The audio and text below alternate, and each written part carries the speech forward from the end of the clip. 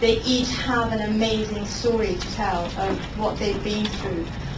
If I tell you a brief history of why we've said in the last 2 years, I mean, this was very concentrated from June 2004.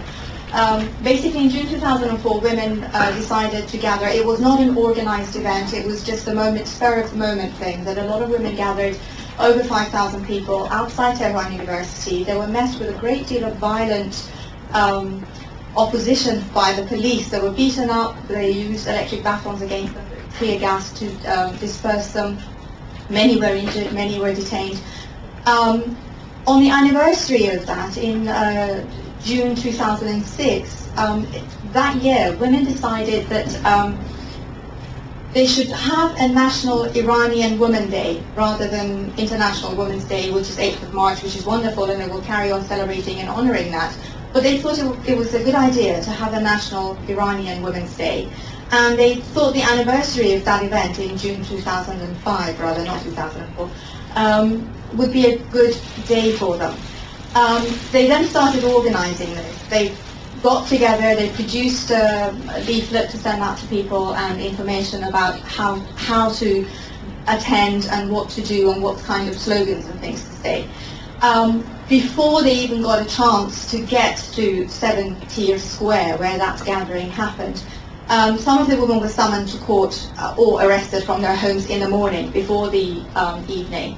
And when they actually did get, so those who managed to get there, again, as you saw, were attacked by female police. This is the very first time that the Islamic Republic has used women to arrest women in this manner.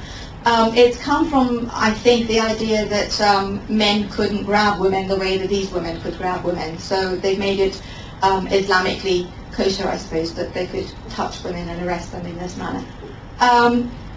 What is interesting is that what the women in Iran want, the equality they want, would actually be of benefit to the women police or any other woman who is in Iran and perhaps not aware or not happy with the kind of feminist movement. And that is one of the problems that the women activists in Iran encounter, that actually women don't like the word feminist and they think that's a very Western thing, and there's resistance to that. So they have found, out of that violence, they came to the conclusion that they should find a way of making their message heard without it being too Western or having the kind of labels that could discriminate them. So they came up with something called a Campaign for 1 Million Signature. And that happened in the August of 2006, following that arrest. That campaign in itself is an amazing idea because it's taking the idea of having a cultural approach and face-to-face with women. And very quickly, this is spread throughout Iran. They've got headquarters throughout Iran. And the two girls who you saw at the very end, Ronak Safarzadeh and Hana Abdi, who are still in detention, they were arrested in Iranian Kurdistan. They were working in villages in west of Iran, trying to raise awareness of women's rights and telling women actually what they can and cannot accept, or what is legal or what isn't legal, and why they're being discriminated against. We'll go through what the kind of discrimination is as we're discussing this. But that campaign in itself has met with a great deal of resistance again by the authorities in Iran, and since its inception, 45 of the women who are campaigners have been in detention to these last girls. But once they are arrested, why we say we should honor their achievements is once they go to prison, they actually start changing life for women prisoners in prison. Jalve Jawahiri, one of the girls in the film, she's an artist, she's a painter, and she realized that a lot of women who were in prison were actually in prison because they couldn't afford to pay the fine or whatever. So she was recently married, and she'd been given money as present for her wedding, and with her husband's permission they donated what was a wedding gift to them, to these women. They set up a fund She also, her family outside prison organized an exhibition, and they sold her paintings to raise money again for these women. So that a fund has now been set up. Another one of the girls in the film, Mariam Hossein Khan, she has set up a library at Evin for women prisoners, and that again is something that they're now pursuing throughout other women prisons in Iran. And they've worked out a whole network. So in fact, when they go to prison, they're looking at it as opportunities of, again, improving the situation, of recognizing why women end up in prison and the kind of social problems that they face with and why they're there. And they are there for the very reason that the campaign and the movement in Iran is active, which is the discriminatory laws in Iran. A lot of women were there because they couldn't get a divorce, or they were victims of domestic violence, or they were raped, and because of the way laws are, they themselves end up in prison. So when these women... All right, should we... Okay. We've had everything go wrong today, so, you know... But let's pray the ceiling won't come down on our head. It's okay. So I think it's important that I'm just going to list what I remember off the top of my head, the kind of discriminatory laws in Iran that affect the lives of women. Women are discriminated from age 4 months fetus, before they're born. If an unborn child, a female unborn child, 4 months old, is aborted or dies of an accident, the amount of compensation the family would get is half if that fetus was a boy. So discrimination starts at 4 months unborn, and that goes from her age of penal responsibility for a girl is 9 years, for a boy it's 15. A girl of 13 can be married, but with the court's permission, at 8 years and 9 months, she can also be married to a man of whatever age. Divorce laws, although they've been amended in 2002, still are quite discriminatory against women. Child custody, women now have custody of their sons and their daughters up to age 7. At age 7, it automatically reverts back to the husband unless she can prove he is unfit. But if while she has custody of the child she remarries, she automatically has to give the child back to the father. If during the time she has custody of the child needs medical care, she has to have the husband's permission, her ex-husband's permission, for any kind of medical treatment to the child. Employment. A woman cannot work without her husband's permission. I always give this example. Shirin Ebadi, the Nobel laureate, if her husband didn't give her permission, she couldn't have traveled to Norway to collect her prize. She needed his permission to actually board the plane. If her husband protested her work, he could very easily stop her from working. He has to give permission for her to work. So if he chooses that her work is actually bringing ill or disrepute to the family name, he could legally have her stopped from working. Education.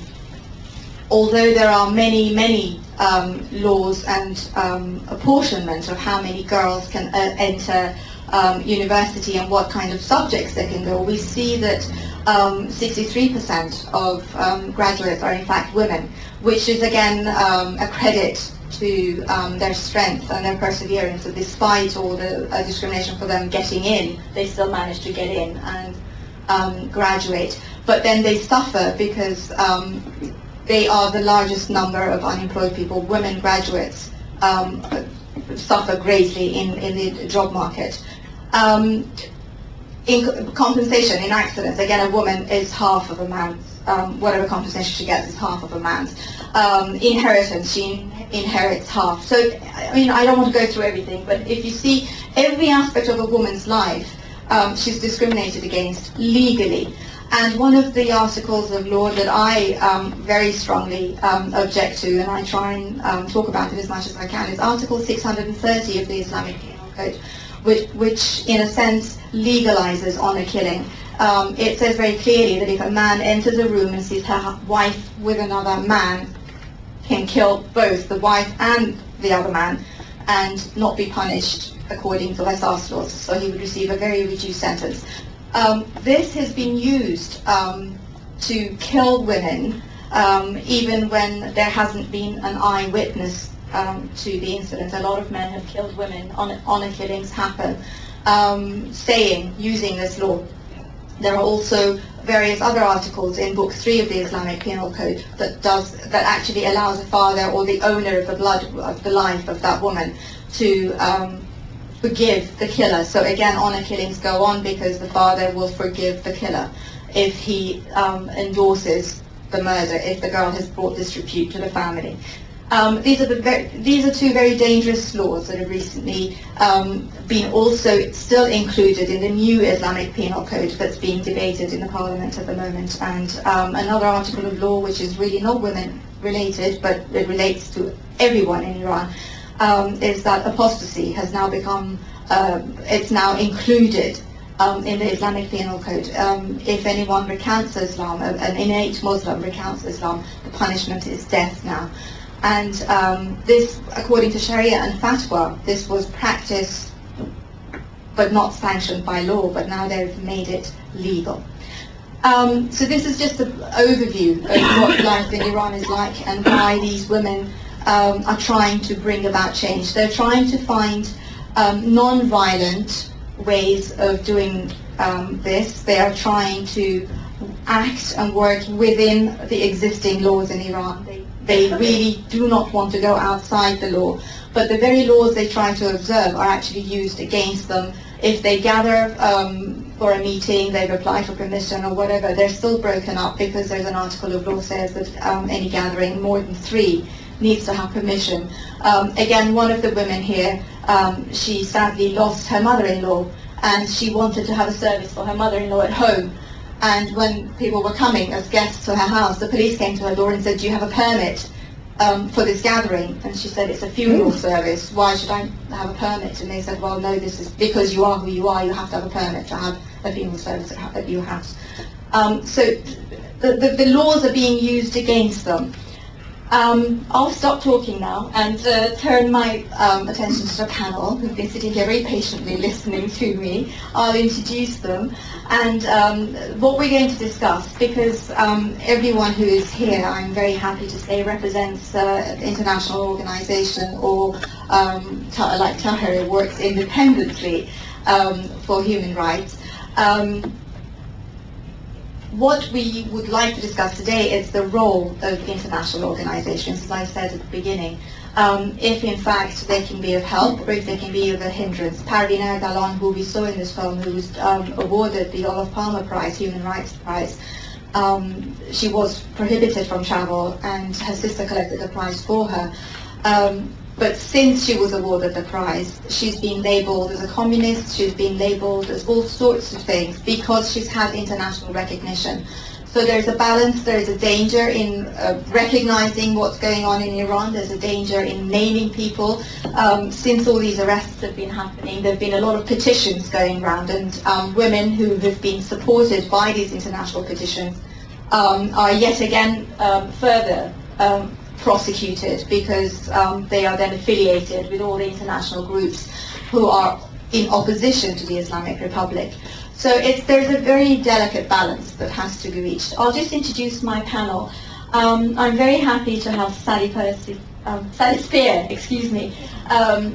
here from UNIFEM. She's very kindly stepped in at the last minute for us. Farah Nakhadem, who was going to be from UNIFEM, is still recovering from her operation, and I'm very happy that Sally has stepped in. We have Miki Samoha here. She's representing the Women's Federation for World Peace. She's the president of the UK branch. We're very happy. Welcome. To my right, Elizabeth Bibney, OBE. Anyone who's involved in the women's movement in the UK, I think, would know Elizabeth. She is with UNIFEM, with NALBO, with every single women organisation in the UK I think you've been affiliated with. And she also runs an organisation called WAVE. And Tahir, I won't say she's an activist, she's an independent researcher, human rights researcher, and documenter. I'll throw my question to the panel.